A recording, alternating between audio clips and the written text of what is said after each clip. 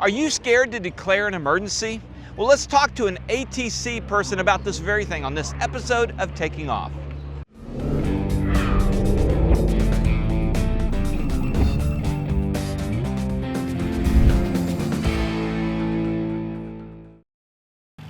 We're amidst the warbirds are over there. We've got all the RV village here.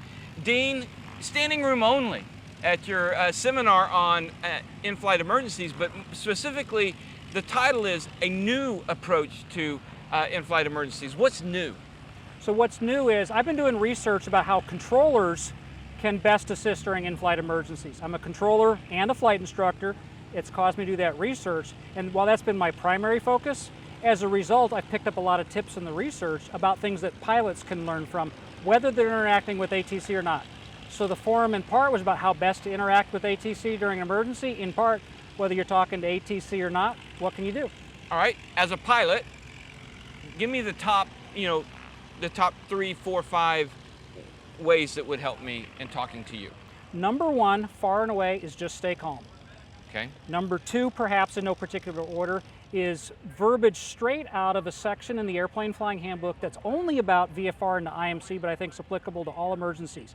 And it is recognize and accept how serious the situation is. One of the things that's new that I'm proposing, do you have a personal minimums checklist? I do. Okay, it's probably about you, your airplane, and the weather. I want to see personal minimums checklist have something else. When would you declare an emergency for yourself, whether you tell ATC or not? In which situations would you treat something as an emergency? A lot of pilots get into situations and they kind of sit on the fence. Well, I don't know if that's an emergency or not. So that's one of the new things for pilots.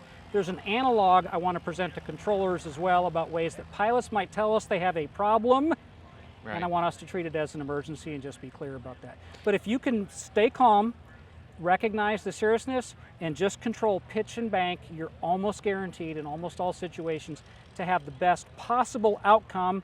Some situations are inherently bad. Let's talk about the myth. Let's bust the myth of how much paperwork and FAA trouble you'll get into as a pilot if you declare an emergency. Absolutely zero. Personally, I wish pilots would file more NASA reports so that we can learn from it. I don't want it, though, to change about whether it's mandatory to have to do paperwork. But essentially zero. Anything NASA report voluntary, I'm in favor of. Yeah, and in my own experience, I was taught in my instrument course to not declare an emergency. Like we were actually flying and had a low voltage indicator pop on. We were on our way back to the airport anyway.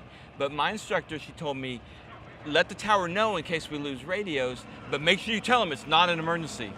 So that was drilled into me. And then flash forward, I'm in my 210 at night, approaching New York airspace for the first time, low voltage indicator. So I go ahead and quickly tell them I'm diverting to Allentown, but it's not an emergency. I tell them that twice, but they rolled the trucks. They did that anyway, and I was like, oh man, paperwork was nothing. I got one call from the FSDO 3 months later. Is your plane back in service? Yep, okay, thanks, and that was it. One recommendation about if you're trying to develop, say, a personal minimums checklist, you can decide in advance whether you want to treat that as an emergency or not. Right. Is that in Section 3 of your airplane flying manual, your flight manual or your POH? Is that in Section 3, the emergency section? Yes, big red tab. Then it's an emergency. Why sit on the fence? If it's in Chapter 3, that's an emergency. It might mean just that you get priority, or you just want to divert and you're still willing to be number 2 because you're running checklists anyway. There's different ways we might handle emergency, but it is an emergency. You get the maximum help available. Why not declare it? Why not declare it? It's not going to cost you paperwork. Right. You're not going to go to the FSDO jail or anything like that. Right. And in addition, controllers, when we respond to emergencies, we're going to have more experience about that over time. What works, what doesn't. So when next time we have a real emergency, we've had a little bit of practice, worked out some kinks. You're helping the next guy as well. You're paying it forward. Okay, for you, where is that line? Where does something that's happening cross the line for an emergency? In other words, give me something that's not an emergency that might be close, and then something that's barely an emergency. So to me, the best way I can answer it, the way you phrased it, is two things. Number one, an emergency to me is something that's unexpected in which the risk level goes up significantly. Significantly, okay. Yeah, so that's going to be your call on what that is. But also related to that, If you're doing as much as asking for priority handling, and you just want to be number one in line, which that's our bread and butter as controllers. You know, Air Force One or medevac or emergency, they kind of jump to the head. That's bread and butter. Now, special handling, where we're doing all kinds of other stuff, is sort of a bigger emergency in a way.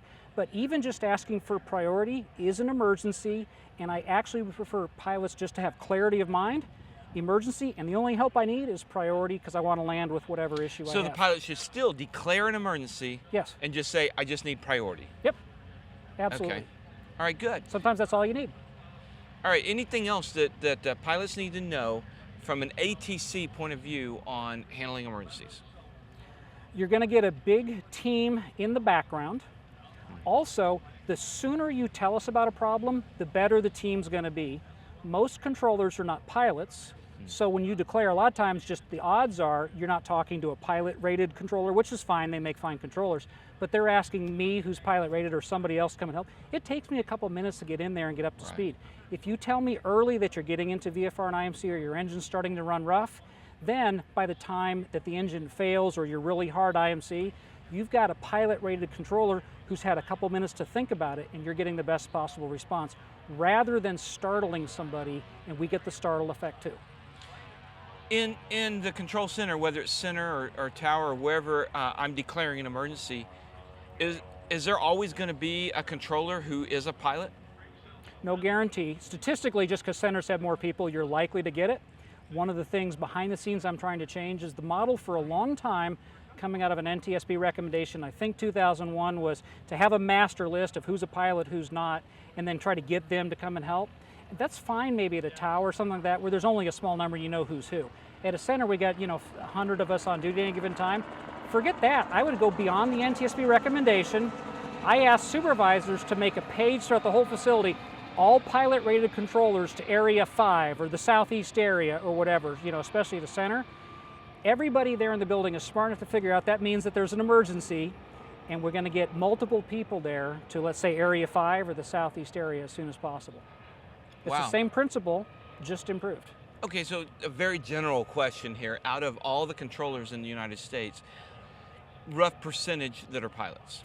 I'm guessing it's somewhere about 15 to 20%, and if anything, that's trending down a little bit. Really? I don't know of anybody that has hard data, and I know I don't, but that's my guess.